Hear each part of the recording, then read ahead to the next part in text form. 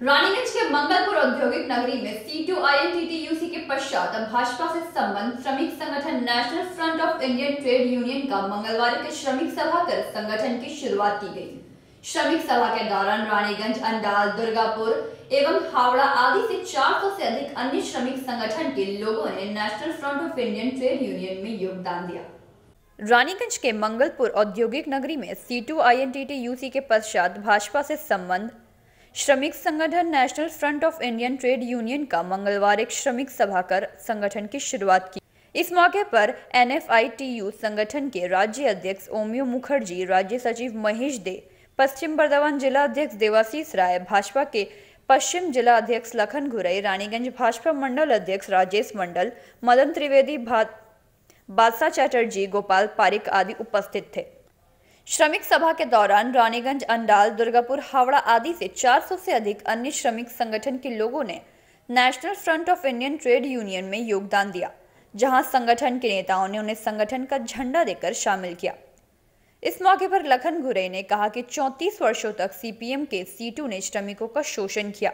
এটা আমরা ভারতীয় জনতা পার্টির কর্মী হিসাবে আমরা কখনো মেনে নিতে পারবো না। মানুষ যেটা করে খাওয়ার জায়গায়, মানুষের যেটা ভাতের ঘর, এই ভাতের ঘরের উপরে তৃণমূল কংগ্রেস ছাই দিচ্ছে। এর বিরুদ্ধে সর্বস্তরের যারা মানুষ আছেন, যারা মেহনতি মানুষ আছেন, যারা বিভিন্ন কলে কারখানায় শ্রম বিক্রি করে যারা নিজের পরিবারের ভরণ পোষণ করতে পারেন, আজকে আমরা দাবি করছি ন্যূনতম মজুরি আমাদের সমস্ত কারখানার মধ্যে লাগু করতে হবে।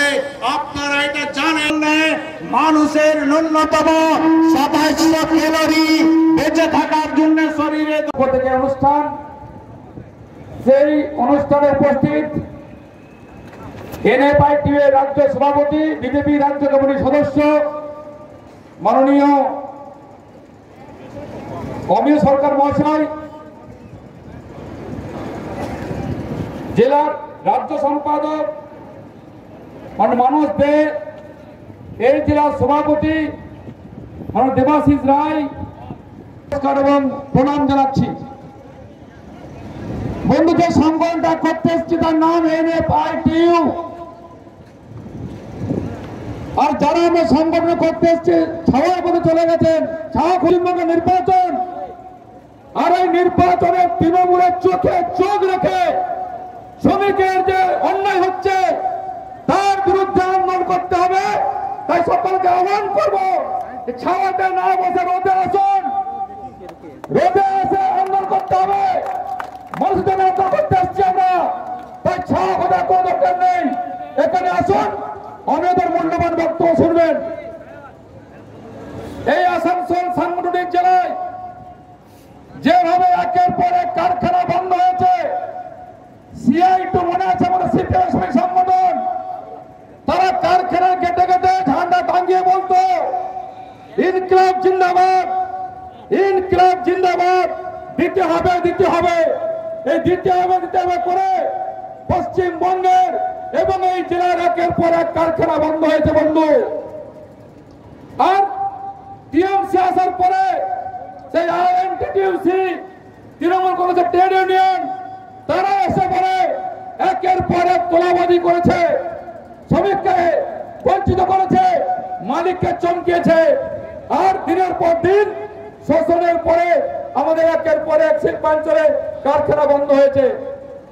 এই শিল্পাঞ্চলে জেলায়, এই রানীগঞ্জ বেল্টে আমরা জানি এখানে যে আমাদের জুট মিল ছিল, সেই জুট মিল হাজার হাজার শ্রমিক কাজ করতে বন্ধ হয়ে গেছে।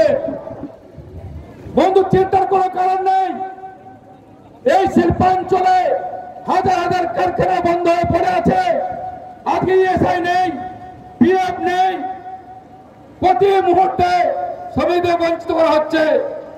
আর মাত্র 6 মাস পরে নির্বাচন, আর গতকাল দেখেছেন নির্বাচনে বিহার, মধ্যপ্রদেশ, আমাদের রাজস্থান, মণিপুর উপনির্বাচন হয়েছে, সেখানে কংগ্রেস কেউ দলকে ধূলিসাৎ করে দিয়ে বিজেপি ক্ষমতায় এসছে।